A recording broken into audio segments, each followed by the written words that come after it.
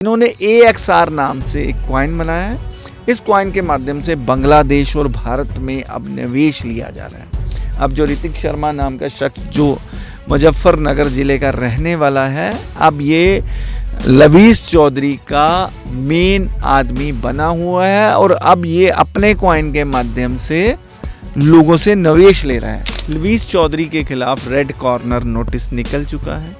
और एक और बात बताऊं दर्शकों कि लवीस चौधरी का जो पासपोर्ट था, जिसके आधार पर उसने दुबई में शरण ले रखी थी, वो भी एक्सपायर हो चुका है। पुलिस बैठी है आपकी बात सुनने के लिए, ठीक है। थोड़ा मेहनत मशक्क़त आपको करनी पड़ सकती है, पर आपकी आवाज़ सुनी जाएगी। और एक लिस्ट बनाइए, मैं आपको यही कहता हूँ। अगर आपको कोई सहायता चाहिए तो डेली इंडिया न्यूज़ आपके साथ है। लवीस चौधरी के बारे में आज हम और भी परतें खोलेंगे। आज क्या है नई जानकारी, इसके बारे में हम बातचीत करेंगे। हमारे साथ हैं सीनियर पत्रकार दुर्गेश गाजरी जी। नमस्कार, मैं हूं आपके साथ सोनू जांसला और आप देख रहे हैं डेली इंडिया न्यूज़। तो स्वागत करते हैं दुर्गेश गाजरी सर। स्वागत। नमस्कार सर, क्या कहना चाहेंगे? कई दिनों से ये बातें काफ़ी छुपी हुई थी, लुकी हुई थी। अब इसके बारे में क्या कहना चाहते हैं, क्या चल रहा है अब? देखिए, मैं बताऊं कि लवीस चौधरी जो है स्कैम की दुनिया का एक बहुत बड़ा नाम है, जिसने पहले QFX, YFX, bot pro, alpha bot, TLC 2.0 ना जाने कितने ऐसे क्वाइन, फॉरेक्स ट्रेडिंग के प्लेटफॉर्म, ना जाने क्या क्या किया, जिससे लोगों का हजारों करोड़ रुपया उसने ठग लिया। पहले तो उसने लोगों को लालच दिया, उसने एक टीम इकट्ठी की, उस टीम के माध्यम से लोगों को वो मिलता था, उन तक पहुंच करता था और MLM के माध्यम से उनसे अरबों रुपए निवेश लेता था। और कभी कभी तो वो कहता था कि 5% महीना हम गारंटीड देंगे, 3 साल के लिए आपको अपना पैसा लॉक करके रखना पड़ेगा और हर महीने आपको 5% मिलता रहेगा। तो अब ना तो लोगों को वो पैसा मिला, ना TLC 2.0 जो टोकन था उसका कुछ बना, ना बॉट ब्रो का कुछ बना, ना अल्फा बोट का कुछ बना, YFX, QFX, ना जाने लोग कितने लोगों की बद्दुआएं लेकर अब लवीस चौधरी जो है वो दुबई में बैठा हुआ है। अब उसकी जो ताज़ा स्थिति है, लवीस चौधरी के खिलाफ रेड कॉर्नर नोटिस निकल चुका है। और एक और बात बताऊं दर्शकों कि लवीस चौधरी का जो पासपोर्ट था, जिसके आधार पर उसने दुबई में शरण ले रखी थी, वो भी एक्सपायर हो चुका है। अब भारतीय एजेंसियां उसको रिन्यू करने वाली नहीं हैं, भारतीय पासपोर्ट मंत्रालय उसको रिन्यू करने वाला नहीं है। अब लवीस चौधरी की मुसीबतें बढ़ती जा रही हैं। और एक और बात सोनू जी, कि लवीस चौधरी जो है, अब भारत के लोगों ने उस पर विश्वास करना बंद कर दिया है। भारत के लोग उसकी शक्ल देखना भी अब पसंद नहीं करते हैं, क्योंकि हम लोगों ने जितना उसके क्राइम के बारे में, उसके फ्रॉड के बारे में लोगों को बताया है कि अब लोग जागृत हो चुके हैं, देश की एजेंसियां भी जाग चुकी हैं। अब लोगों ने उसके खिलाफ धड़ाधड़ जो है FIR दर्ज कराना शुरू कर दिया है। लवीस चौधरी तो ठीक है, पर उसके साथ काम करने वाले जो लोग थे, कपिल चौहान, ब्रजेश, ब्रिजमोहन, ना जाने कितने ऐसे नाम थे जिनके खिलाफ भी लोगों ने कार्यवाही शुरू कर दी है। अब एक नया नाम और सामने आया है, ऋतिक शर्मा जी। ऋतिक शर्मा के बारे में भी अब हम आपको जानकारी देंगे, क्योंकि ये अब लवीस चौधरी का सबसे बड़ा गुर्गा बन के उभर रहा है। मेरा अगला सवाल यही है सर, क्योंकि देखा जाता है कि लवीस चौधरी जिस तरीके से वो पीछे चला गया, क्योंकि एजेंसियां पीछे पड़ी हुई हैं, अब ये ऋतिक शर्मा कौन है? देखिए, ऋतिक शर्मा के बारे में आपको बता दूं, ये भी मुजफ्फरनगर ज़िले का रहने वाला है और ये लवीस के साथ मिलके उसके पीछे रह के लोगों को मूर्ख बनाता रहा है, उसके कारोबार को बढ़ाता रहा है। अब ऋतिक शर्मा के नाम पर लवीस चौधरी कारोबार कर रहा है, क्योंकि लवीस चौधरी को भारत के लोगों ने तो नकार दिया है।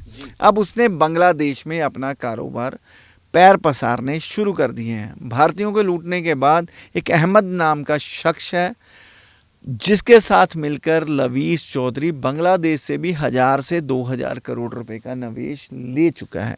अब एक नया कॉइन बनाया है इन्होंने। नए कॉइन का नाम है AXR कॉइन। देखिए, जो हमें सूचना मिली है, जो हमें सूत्रों से पता चला है कि ए से मतलब है अहमद और आर से मतलब है ऋतिक। इन्होंने AXR नाम से एक कॉइन बनाया है। इस कॉइन के माध्यम से बांग्लादेश और भारत में अब निवेश लिया जा रहा है। अब जो ऋतिक शर्मा नाम का शख्स जो मुजफ्फरनगर ज़िले का रहने वाला है, अब ये लवीस चौधरी का मेन आदमी बना हुआ है और अब ये अपने कॉइन के माध्यम से लोगों से निवेश ले रहा है। और ऋतिक शर्मा के बारे में बता दूं कि ये अपने परिवार समेत दुबई भाग चुका था। जब शामली में प्रवर्तन निदेशालय ईडी की रेड पड़ी तो रेड में काफ़ी कुछ तो ईडी को बरामद हो गया, और जो नहीं बरामद हुआ और पैसा कहीं और पड़ा था, वो पैसा ऋतिक शर्मा ने अपने परिवार के नाम पर अलग अलग जगह पर ज़मीन, फ्लैट आदि परचेज करने में खर्च किया। अब लोग जो हैं, जो निवेशक थे, क्योंकि लवीस चौधरी की अब पूरी दुनिया को उसका भेद खुल चुका है।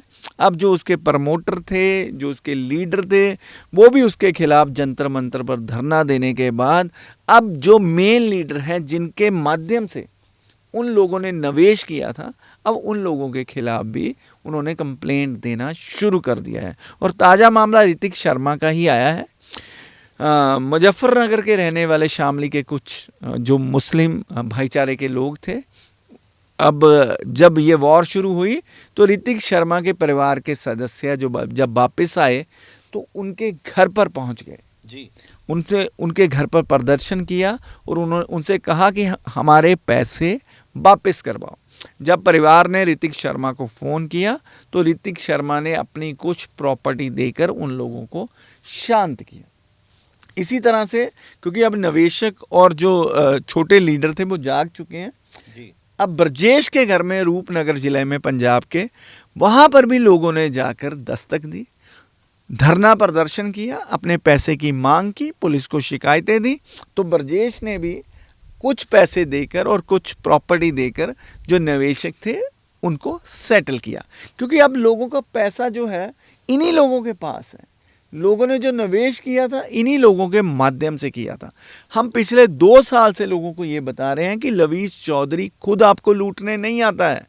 उसके लोग, आपके दोस्त, आपके मित्र, आपके रिश्तेदार, आपके सहपाठी, आपके सहयोगी, आपके साथ काम करने वाले लोगों के माध्यम से, जो उसकी MLM टीम का हिस्सा है, जो उनके लीडर हैं, उनके माध्यम से आपको लूटा जा रहा है।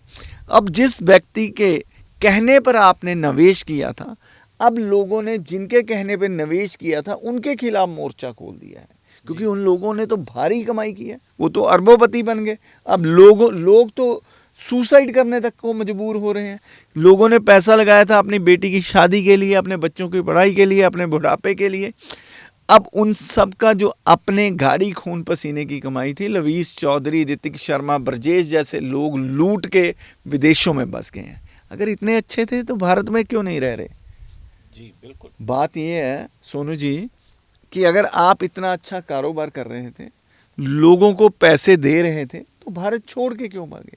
आप एजेंसियों के अपना जो थे प्लान उनको हैंड ओवर करते, सरकार के पास जाते, कोर्ट के पास जाते, अगर आप सच्चे थे, क्योंकि आपके पास आगे से तो कहीं पैसा आ नहीं रहा था।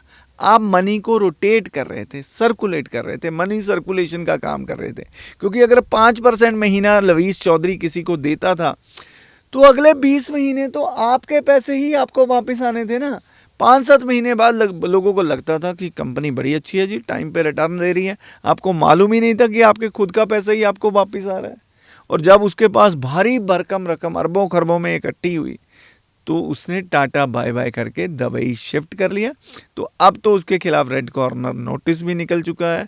भारत की एजेंसियां जो हैं, लवीस चौधरी, ऋतिक शर्मा के खिलाफ भी जांच बैठ चुकी है। किसी भी वक्त ऋतिक शर्मा के खिलाफ भी red corner, blue corner notice जारी हो सकता है, क्योंकि इसने भी भारी भरकम रकम लवीस चौधरी के माध्यम से लोगों से इकट्ठी की है और ये तो अरबपति बन गया। भारी भरकम इसके पास प्रॉपर्टी है, बड़ी बढ़िया 3-3, 4-4 आलीशान इसके पास मतलब कि मर्सिडीज जैसी गाड़ियां हैं। इसके परिवार के एक सदस्य के पास गाड़ियां हैं। कहाँ से आई इनके पास? ये तो जांच का विषय है ना। अब जो लोग हैं जिन्होंने निवेश किया था, इसके माध्यम से निवेश किया था, कपिल चौहान के माध्यम से निवेश किया था, तो उन लोगों के खिलाफ लोग एकत्र होना शुरू हो गए हैं। आप देख सकते हैं कि यूट्यूब पे जूम मीटिंग अक्सर वायरल हो रही है कि जो निवेशक थे, जो छोटे छोटे लीडर थे, अब इकट्ठे होकर लवीस चौधरी और उसके गुर्गों के खिलाफ कार्रवाई करने की बात कर रहे हैं। जैसे सर हमने देखा ही है, लविश ने करोड़ों रुपया ठगा और उसके बाद एजेंसियां भी लगी हुई हैं, लेकिन इन बीच में निवेशकों का क्या बनेगा, क्या हो रहा है? देखिए, मैंने सोनू जी अभी बताया ना आपको जी। लवीस चौधरी खुद थोड़ी आया था ना, सभी जगह लवीस चौधरी जा सकता है। जी। अब जिन लोगों ने लोगों को ठगा है उनको आप पॉइंट आउट कीजिए, उनकी लिस्ट बनाइए, क्योंकि MLM भारत में बैन है, मनी सर्कुलेशन भारत में बैन है।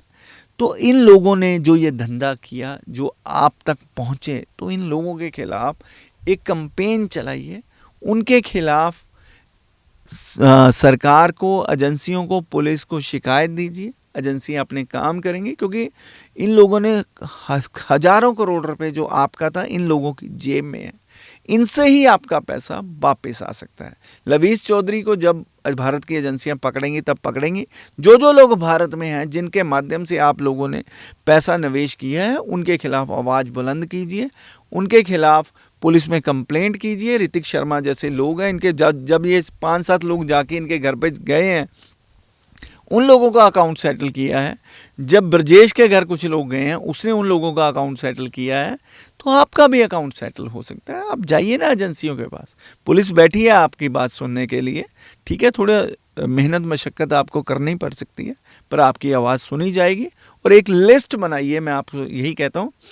अगर आपको कोई सहायता चाहिए तो डेली इंडिया न्यूज़ आपके साथ है। आप हमारे नंबर पे संपर्क कर सकते हैं, नंबर स्क्रीन पे चल सकता है। आपको जो भी सहायता चाहिए आप हमें मैसेज कर सकते हैं।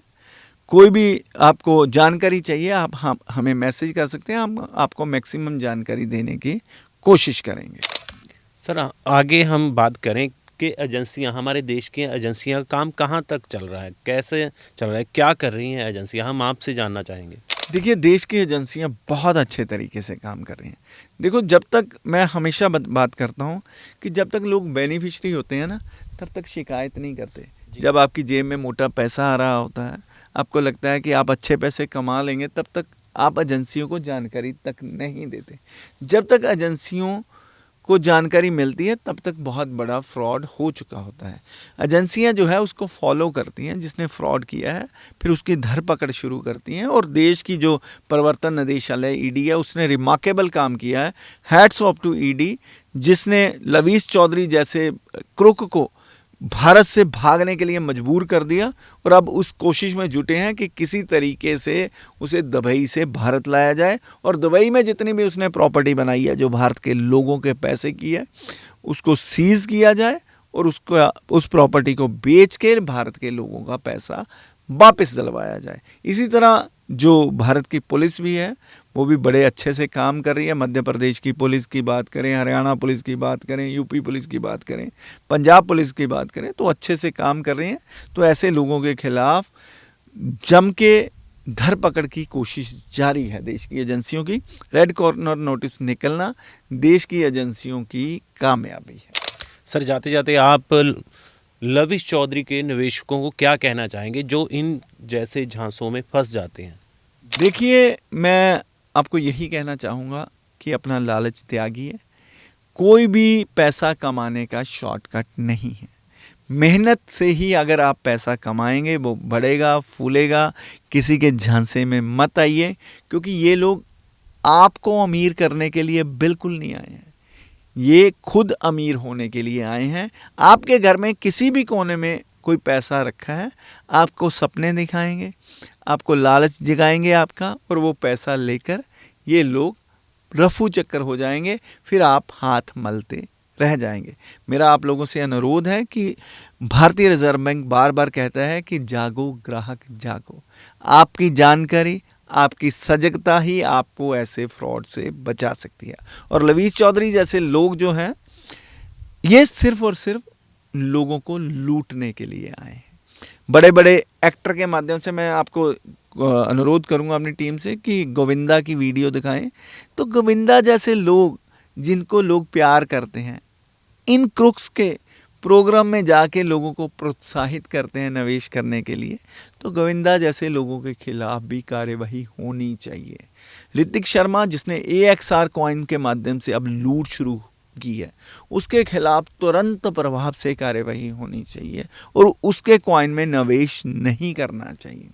और लवीस चौधरी को तो लोग नकार चुके हैं, उसकी तो लोग शक्ल देखना भी पसंद नहीं करते, उसका नाम सुनना भी पसंद नहीं करते। इसलिए लवीस चौधरी, ऋतिक शर्मा, ब्रजेश, ना जाने अन्य कपिल, पता नहीं कितने कितने लोगों चेहरे आगे करके, सिंह ब्रदर को आगे किया, उनको आगे करके लोगों से निरंतर लूटपाट कर रहा है। तो मेरा अनुरोध है कि ऐसे जो लोग हैं इनके झांसे में मत आइए, अपना पैसा सुरक्षित रखिए, अपनी शांति बना के रखिए, सुकून में रहिए। धन्यवाद सर, आपने इतना कीमती समय दिया और आपने इतनी अच्छी जानकारी दर्शकों को साझी की। धन्यवाद। तो कैसी लगी ये बातचीत हमें कमेंट कर जरूर बताएं, और जिन्होंने डेली इंडिया न्यूज़ को अभी तक सब्सक्राइब नहीं किया, सब्सक्राइब जरूर कर लें ताकि हर एक अपडेट आप तक सबसे पहले पहुंचाए। तो अब मुझे और हमारे दुर्गेश गाजरी जी को दीजिए इजाज़त। धन्यवाद।